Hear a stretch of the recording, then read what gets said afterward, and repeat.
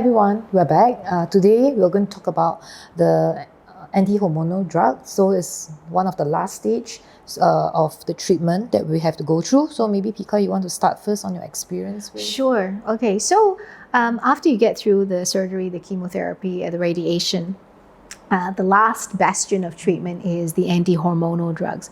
So I'm on a particular drug called an aromatase inhibitor. It's an AI.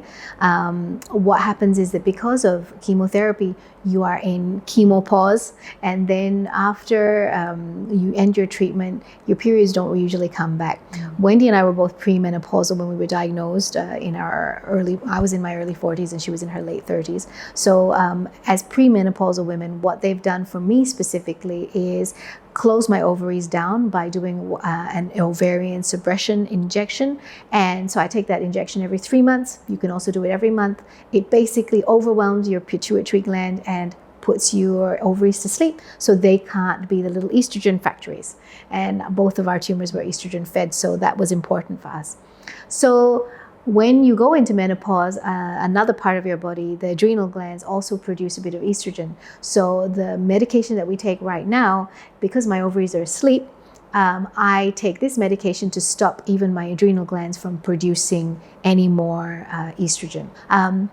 So the injection, and then a drug, I take Aromatase, and there are 3 different drugs you can take, which are aromatase inhibitors. That's mine. Wendy's on a different one. Yes, you still get some side effects. You get some joint pain, you will get some hot flashes, but these are side effects of being in menopause rather than necessarily being the drug. Right? So I think it's important to distinguish that so that you don't think that it's just the drug. The drug is helping you stay alive by suppressing the estrogen. So it's important to remember that, if you're in menopause, you have these things anyway. So what you're suffering is not the drug, it's the menopause that you're going through. Another thing that I did to stave off recurrence was 6 rounds of a drug called Zometa, which is to protect your bones. Actually, it's used for people with osteoporosis. But they use it in breast cancer patients, post-breast cancer, to ward off the breast cancer going to your bones. Yeah. So that's what happens post-breast cancer treatment. This drug protocol goes on for 5, 7, or 10 years. I'm not sure which one. In my 4th year at the moment, so I'm not sure which one I'm going to be on, 5, 7, or 10. I'm thinking that if currently I can cope with it, I'll do the full 10 years. That's my personal take. Wendy? Okay, I'm on an AI called Aromatase. I used to be on ovarian suppressor every month, but it gave me so much side effects that my body was in pain all the time. So I went to see my gynae because I have a genetic mutated gene. So my reoccurrence rate or ovarian cancer is very high. And he suggested removing my ovaries so that it doesn't produce the estrogen. After some consideration, I decided that I would just remove my ovaries. And it did help, and it improved my quality of life. So what kind of things changed for you? Firstly, my body is not in so much pain. My joint pain lessened by a fair bit. I don't get nausea that often or not that severe.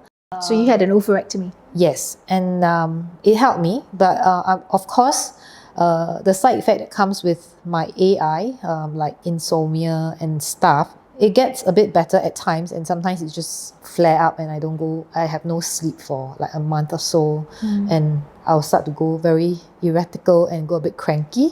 Yeah, and I went on Zometa for a while, and then my new oncologist actually told me maybe I should try Prolia, but so Prolia is a different drug that does the same thing? Yes, to prevent bone metastases. Yes, and then in the end, I have to go back to Zometa again because she says that studies show that Zometa works better for breast cancer patients.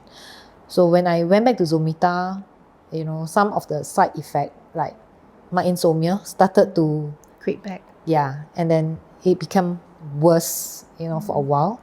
So I finally had my last Zometa last December. So I'm still waiting, for the body to really recover from it, because the chemotherapy, even though it's 4 years, it's still in my body. How do I know? It's because I can see it from my nails.